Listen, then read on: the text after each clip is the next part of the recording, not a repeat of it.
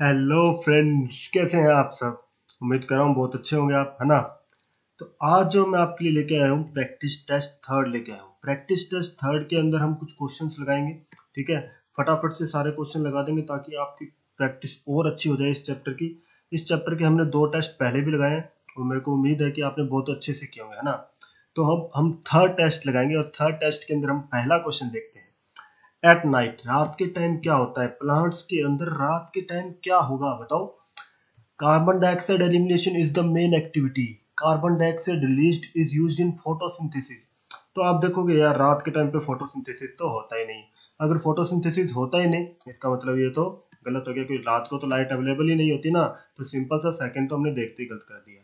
Compensation point is reached. Compensation कब क्या होता है, जितनी CO2 प्रोड्यूस हो रही है उतनी ही यूटिलाइज होगी, ताकि बाहर कोई गैस रिलीज ही नहीं हो रही।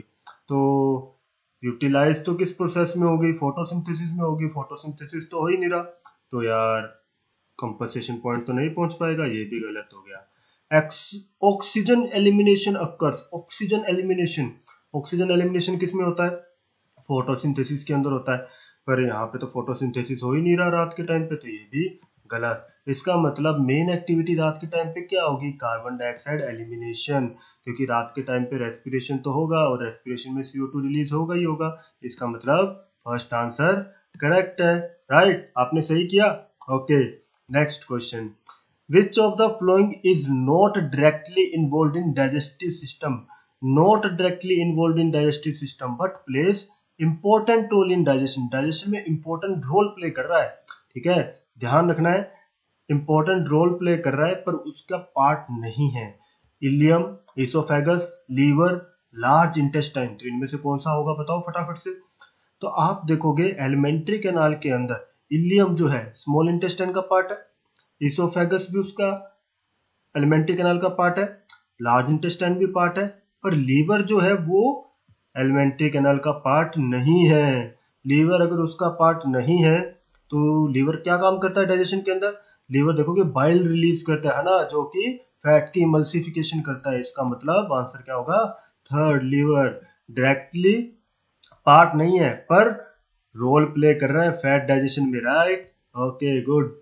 What is the function of exocrine gland. Exocrine gland कौन सी होती है, एक्सोक्राइन ग्लैंड जो अपनी सिक्रीशन डक्ट्स के अंदर देती है ना।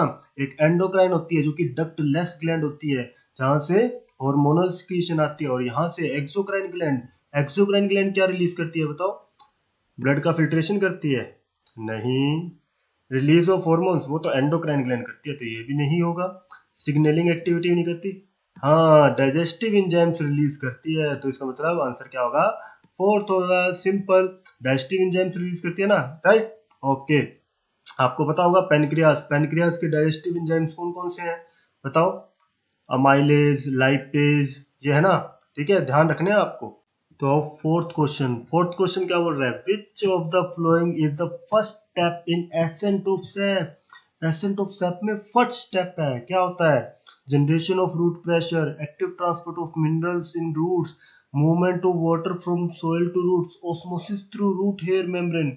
तो आप यहाँ देखोगे, सबसे पहले हम देखते हैं, ये देखो ये क्या है, रूट हेयर्स है। रूट हेयर्स के बारे यहाँ पे क्या प्रेजेंट है, मिनरल आयंस प्रेजेंट है ना, बहुत सारे मिनरल आयन प्रेजेंट होंगे इसके अराउंड। अब क्या होगा, सबसे पहले एक्टिवली ये मिनरल आयंस को अंदर लेगा। मिनरल आयंस को एक्टिवली अंदर ले रहा है, मतलब एटीपी यूटिलाइज कर रहा है, एटीपी खर्च कर रहा है, जिसके थ्रू मिनरल आयंस अंदर आ गए रूट हेयर्स के। अब अंदर आने की वजह से क्या हुआ, यहाँ पे कंसंट्रेशन ग्रेडियंट बिल्डअप हो गया। अगर कंसंट्रेशन ग्रेडियंट बिल्डअप हो गया तो अब क्या होगा, बाहर जो वाटर के मॉलिक्यूल्स है अंदर की तरफ जाएंगे, तो वाटर के मॉलिक्यूल्स बाहर से अंदर की तरफ मूव करेंगे। प्रोसेस को क्या बोलते हैं, ओस्मोसिस। ओस्मोसिस के थ्रू जाते हैं ना, अंदर चले गए, तो उसकी वजह से अब क्या होगा, रूट प्रेशर जनरेट होगा, है ना। तो इसका मतलब एसेंट ऑफ सैप में फर्स्ट स्टेप क्या हुआ, सबसे पहले ये मिनरल आयंस एक्टिवली एब्जॉर्ब होंगे। तो इसका आंसर क्या हो जाएगा, active transport of minerals in roots. Right, है ना। ओके, सही था आपका, गलत कर दिया यार, चलो कोई बात नहीं। ध्यान रखना है, जिसका सही है बहुत अच्छा, गलत हो गया तो आगे से ध्यान रखेंगे। Okay, moving to the next question. The respiration in insects is by. Respiration कैसे होता है इंसेक्ट्स के अंदर। इंसेक्ट्स के अंदर प्रेजेंट क्या होता है, ट्रैकियल सिस्टम होता है, लंग्स होता है, स्किन, गिल्स, किसके थ्रू करते हैं, इंसेक्ट्स करते हैं ट्रैकियल सिस्टम के अंदर। ट्रैकियल सिस्टम कैसा होता है? ट्यूब लाइक नेटवर्क होता है, ठीक है। ट्यूब लाइक नेटवर्क होगा, ऊपर जो उसके होल्स होते हैं उसको क्या बोलते हैं? स्पाइरेकल्स, ठीक है, ध्यान रखना है। ट्रैकियल सिस्टम होता है इंसेक्ट्स के अंदर। Name the tube connects kidney to urinary bladder.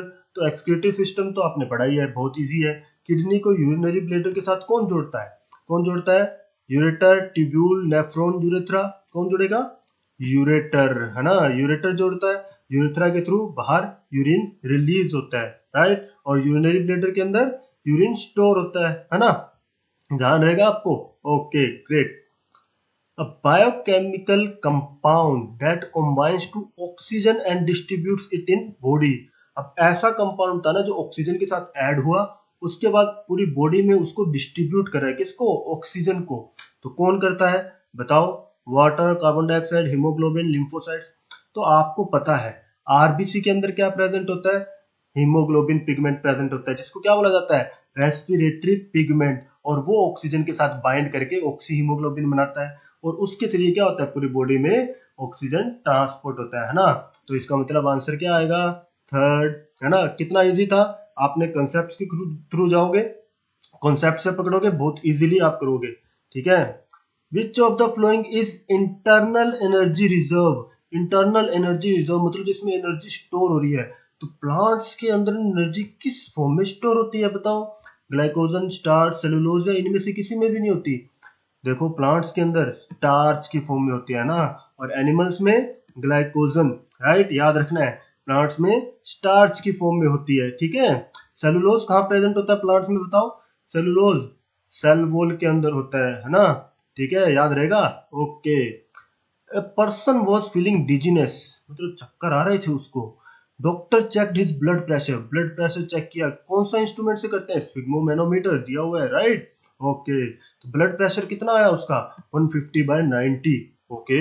Which of the flowing disease describe patient situation. तो ये क्या डिस्क्राइब कर रहा है? पेशेंट को क्या हुआ है? Hepatitis, hypertension, cardiac arrest, emphysema.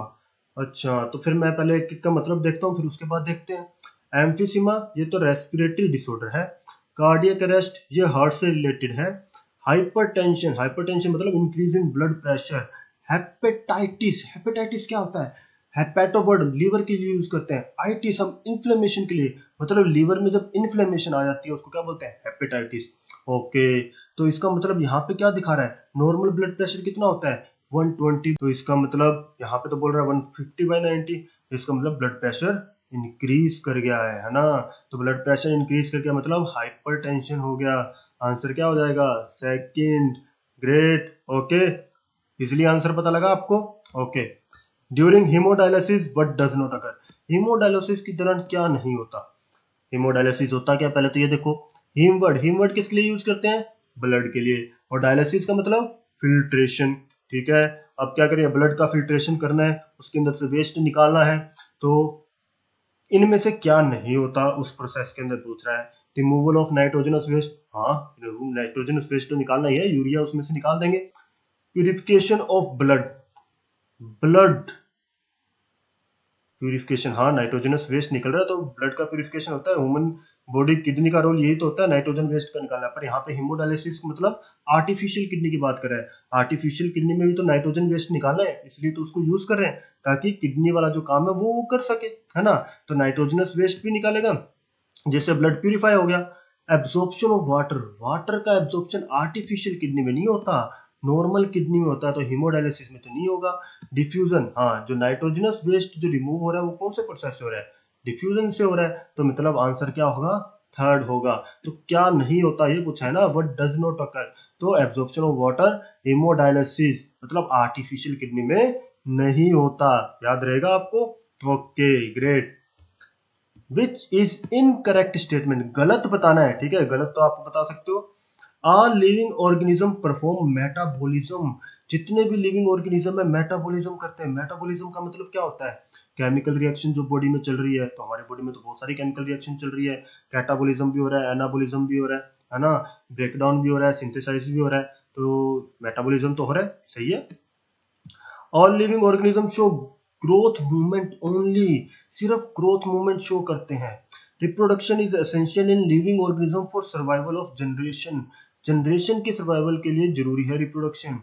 All living organisms are cellular structure, cellular structure मतलब क्या हो गया कि वो सेल की बनी हुई है। तो आप देखो कि जितनी भी लिविंग ऑर्गेनिज्म है वो तो यार सेल की बनी होती है, तो मतलब ये तो सही है। अब देखोगे अगर नेक्स्ट जनरेशन कब आती है, जब रिप्रोडक्शन होता है ना, रिप्रोडक्शन से ही नेक्स्ट जनरेशन आएगी। अब बोल रहा है कि शो ग्रोथ मूवमेंट ओनली, तो जहां पे आपको ये ओनली दिख जाता है ना, वो समझ जाया करो उस स्टेटमेंट में गड़बड़ है, ठीक है। जहां ओनली दिख जाए वो स्टेटमेंट गड़बड़ है। तो अब यहाँ पे बोल रहे हैं शो ग्रोथ मूवमेंट ओनली, अब सिर्फ ग्रोथ मूवमेंट थोड़ी होती है। अब मैंने ये हैंड की मूवमेंट की, ये क्या ग्रोथ के थ्रू हो रहा है ना, ग्रोथ रिलेटेड थोड़ी है ये। इसी तरह टच मी नॉट प्लांट में मूवमेंट होती है, हम टच करते हैं, लीफ अंदर की तरफ ऐसे कर्ल कर जाते हैं, है ना, अंदर की तरफ मुड़ जाते हैं, ये क्या ग्रोथ के द्वारा हुई है? नहीं हुई। हमारे अंदर बहुत सारे मोलिकुलर मूवमेंट चल रही है, तो ये मोलिकुलर मूवमेंट ग्रोथ के द्वारा हो रही है? नहीं हो रही, ये तो नेचुरल तौर पे चल रही है, तो इसका मतलब ओनली नहीं आएगा यहाँ पे। तो आंसर क्या हो जाएगा? सेकंड। ग्रोथ रिलेटेड मूवमेंट भी होती है, ग्रोथ रिलेटेड नहीं भी होती, ठीक है। तो ध्यान रखना है ये आपको, ठीक है। मजा आ रहा है? एक एक कंसेप्ट क्लियर हो रहा है आपका? क्लियर हो रहा है तो ध्यान रखना, सब्सक्राइब जरूर करना है और हर वीडियो के साथ अपडेट रहना है और ऐसे ही क्वेश्चन मेरे साथ लगाते रहना है ना। चलो नेक्स्ट क्वेश्चन पे देखते हैं। Tick the correct option, correct option देखना है। Aerobic respiration occurs in cytoplasm of eukaryotes. Aerobic respiration, यार एरोबिक रेस्पिरेशन तो कहाँ होता था? वो तो माइटोकॉन्ड्रिया में होता था, वहां पे एनर्जी प्रोड्यूस होती है, मतलब फर्स्ट स्टेटमेंट तो गलत है ना। Fermentation occurs in aerobic condition, aerobic मतलब ऑक्सीजन की प्रेजेंस में? नहीं नहीं, फर्मेंटेशन तो एनएरोबिक कंडीशन में होती है, यीस्ट के अंदर होती थी, हमने पिछले टेस्ट में पढ़ा था ना। हाँ हाँ। Pyruvic acid is formed in cytoplasm, pyruvic acid किससे बनता है? ग्लाइकोलिसिस से बनता है। ग्लाइकोलिसिस, हाँ ग्लाइकोलिसिस तो कहाँ होता है? साइटोप्लाज्म में होता है, राइट राइट। तो थर्ड ऑप्शन तो सही हुआ। ग्लाइकोलिसिस अकर्स इन माइटोकॉन्ड्रिया, अभी तो बताया ग्लाइकोलिसिस कहाँ होता है? साइटोप्लाज्म में होता है, मतलब थर्ड स्टेटमेंट सही है, बाकी सारी की सारी गलत है। कैसे गलत है मैंने बताया आपको ना। ओके, मेरे ख्याल से मजा आ रहा है आपको। During transportation of food, food का ट्रांसपोर्ट जब करते हैं, विच of the following is involve, इनमें से कौन सा इन्वॉल्व नहीं होता? नॉट इन्वॉल्व बोल रहे हैं ना, which of the following is not involve, क्या इन्वॉल्व नहीं होता? क्या नहीं होता? Mesophyll cell, vessels, sieve tubes, companion cells. तो आप देखोगे यार फूड का ट्रांसपोर्ट कौन करता है प्लांट में? कौन करता है? कौन करता है? हाँ फ्लोएम करता है। फ्लोएम के पार्ट कौन से होते हैं? सीव ट्यूब्स होते हैं, कंपेनियन सेल, मतलब ये दोनों तो करते हैं, है ना, ये तो करेंगे करेंगे। उसके बाद मिजोफिल सेल्स, वहां पे तो फूड बन नहीं रहा है, तो उसके थ्रू तो जाएगा ही जाएगा। बचा वेसल, जाइलम, जाइलम वेसल्स, याद करो जाइलम क्या काम करता है? वो तो यार वाटर और मिनरल का ट्रांसपोर्ट करता है। अगर वाटर और मिनरल का ट्रांसपोर्ट करता है तो यहाँ पे वेसल तो नहीं होगा, मतलब सेकंड फूड का ट्रांसपोर्ट तो नहीं करेगा वेसल, है ना, right. Okay, next question. In which mode of nutrition an organism derives its food from the body of another living organism without killing? अब दूसरे ऑर्गेनिज्म फूड भी ले रहा है और उसको मार भी नहीं रहा। अच्छा, ऐसा भी होता है? हाँ हाँ, देखो सेप्टोट्रोफिक न्यूट्रिशन, सेप्टोट्रोफिक में तो वो डेड ऑर्गेनिक मैटर के ऊपर ही ग्रो करता है, तो ये तो नहीं होगा भाई साहब। पैरासिटिक न्यूट्रिशन, पैरासिटिक न्यूट्रिशन के अंदर वो दूसरे ऑर्गेनिज्म के ऊपर लिव करता है ना, और उससे न्यूट्रिशन लेता है। होलोजोइक न्यूट्रिशन जो फूड इनगल्फ करते हैं, जैसे हम खाते हैं ना फूड, उसको बोलते हैं। ऑटोट्रोफिक अपना खाना खुद ही बना रहा है, तो कौन सा होगा? पैरासिटिक न्यूट्रिशन, जिसके अंदर वो ऑर्गेनिज्म के ऊपर या उसके अंदर लिव करके उससे धीरे धीरे न्यूट्रिशन लेता रहता है, पर उसको मारता तो नहीं है, पर अगर बहुत ज्यादा टाइम तक उसके ऊपर रहेगा तो उसको मार भी सकता है, ध्यान रखना है। तो इसका मतलब इसका आंसर क्या होगा? पैरासिटिक होगा ना, है ना। ठीक है ठीक है ठीक है, हाँ हाँ हाँ। Plants do exchange of gases through, plants gases exchange किसके थ्रू करते हैं? Lenticels, stomata, root hairs, all of this. अरे प्लांट्स तो सभी के थ्रू ही करते हैं, है ना, ऑल ऑफ दिस आएगा। लेंटिसेल्स के थ्रू करते हैं, हाँ स्टेम के अंदर प्रेजेंट होते हैं, उधर से हो जाएगा। स्टोमेटा लीव्स के अंदर, हाँ हाँ हाँ हाँ। और रूट हेयर्स रूट्स के अंदर, तो ये सारी हेल्प कर रहे हैं गैसेस एक्सचेंज में, मतलब ऑल ऑफ दिस होगा, right. Okay, where the digestion of carbohydrate start, carbohydrate का डाइजेशन कहाँ शुरू होता है? शुरू होता बोल रहा है, अच्छा। कार्बोहाइड्रेट मतलब स्टार्च, स्टार्च हम खाना खा रहे हैं, रोटी खाई, रोटी के अंदर स्टार्च प्रेजेंट है, वो कहाँ डाइजेस्ट हुआ? वो तो हमने माउथ में लिया, माउथ के बक्कल कैविटी में, सलाइवरी अमाइलेज प्रेजेंट है ना, सलाइवरी अमाइलेज एंजाइम डाइजेस्ट करता है स्टार्च को, तो कहाँ पे होगा? बक्कल कैविटी मतलब माउथ के अंदर। तो हाँ, फर्स्ट ऑप्शन सही होगा। अगर यहाँ बोल देता कार्बोहाइड्रेट कंप्लीट्स, कहाँ पूरा डाइजेस्ट हो जाता है? कंप्लीट कहाँ होता है? स्मॉल इंटेस्टाइन के अंदर होता है, ध्यान रखना। स्टार्ट कहाँ होता है? कंप्लीट कहाँ होता है? स्टार्ट कहाँ हुआ? माउथ के अंदर। कंप्लीट कहाँ हुआ? इंटेस्टाइन के अंदर, है ना। ड्यूरिंग ब्रीथिंग साइकिल में क्या होता है? Residual volume is increased, blood vessel take up oxygen from body cells, carbon dioxide is taken by blood in lungs, oxygen diffuses to body cells. तो आप ब्रीथिंग साइकिल के अंदर क्या होगा? रेसिडुअल वॉल्यूम इंक्रीज होता है? नहीं नहीं, ऐसा थोड़ी होता है। Blood vessels take up oxygen from body cells, blood vessels जो है ऑक्सीजन लेते हैं बॉडी सेल्स से? अरे नहीं, ब्लड के थ्रू बॉडी सेल्स के पास जाता है, बॉडी सेल से ऑक्सीजन थोड़ी आता है। ये तो उल्टा लिख दिया इन्होंने, है ना। तो ये तो नहीं होगा। Carbon dioxide is taken by blood in lungs, अरे यहाँ पे फिर उल्टा बोल दिया। कार्बन डाइऑक्साइड ब्लड थोड़ी लेगा, वो तो ब्लड रिलीज करेगा लंग्स के अंदर ताकि उसको एलिमिनेट किया जा सके बाहर, है ना। तो इसका मतलब ये भी गलत। Oxygen diffuses to body cells, oxygen body cells के पास जाएगी, हाँ, क्योंकि बॉडी सेल्स को रेस्पिरेशन करना है ना, उसको ऑक्सीजन की रिक्वायरमेंट है। ऑक्सीजन की रिक्वायरमेंट है तो भाई साहब उनके पास जाएगी। सही है, हाँ, फोर्थ ही होगा। Oxygen diffuse to body cells किसके थ्रू जाती है? ब्लड। आरबीसी जो लेके जा रही है, आरबीसी के अंदर हीमोग्लोबिन प्रेजेंट है, बताया था, याद आया? हाँ हाँ हाँ, आज ही बताया था।